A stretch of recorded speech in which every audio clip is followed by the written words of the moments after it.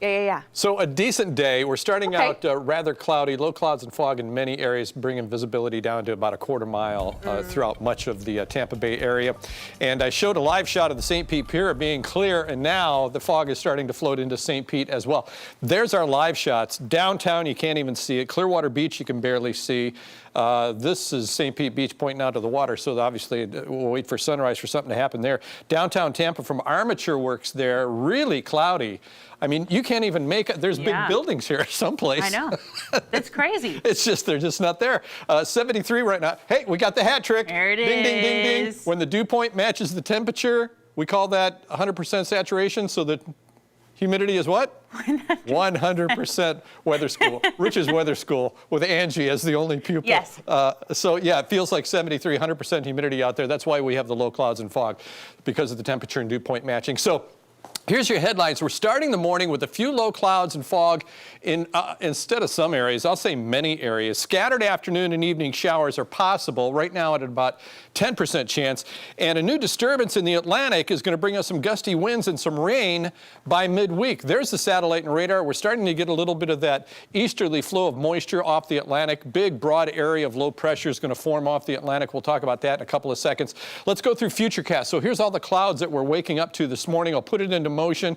2 o'clock this afternoon, we're starting to see some spotty shower activity through some of our inland communities, certainly Orlando, Lakeland, Lake Wales, Lake Placid possibly. It all starts floating to the coast by 6:30 p.m. Crystal River, Hudson, places like that, or counties in those areas may see a spotty shower. Back into motion again.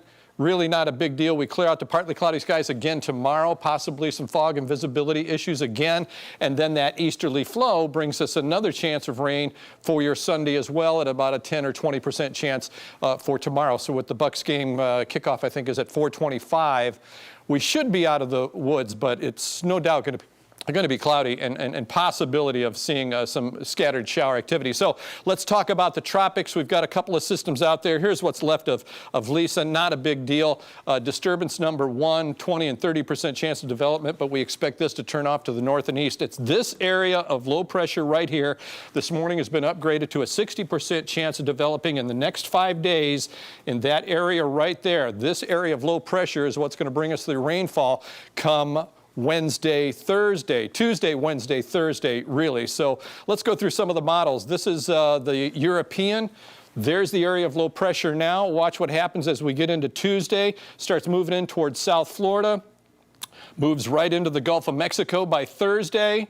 Back into motion again by Friday, and Saturday it's done and out of here. That's the European. This is the GFS. GFS model brings it into South Florida by Wednesday, Thursday, and then into the Gulf of Mexico Thursday, Friday, and then after that, Saturday and Sunday, it's out of here. Either way, whatever happens with this particular system, we're certainly going to get some gusty winds and some rainfall out of it. Look at the winds on Tuesday at 2 p.m. 20-mile-an-hour sustained winds. I'm sorry, these are gusts. 20-mile-an-hour gusts out of this thing come Tuesday into Wednesday. Very breezy. So we're going to start some breezy conditions today. Mostly sunny, isolated afternoon shower and thunderstorm activity at about 10%.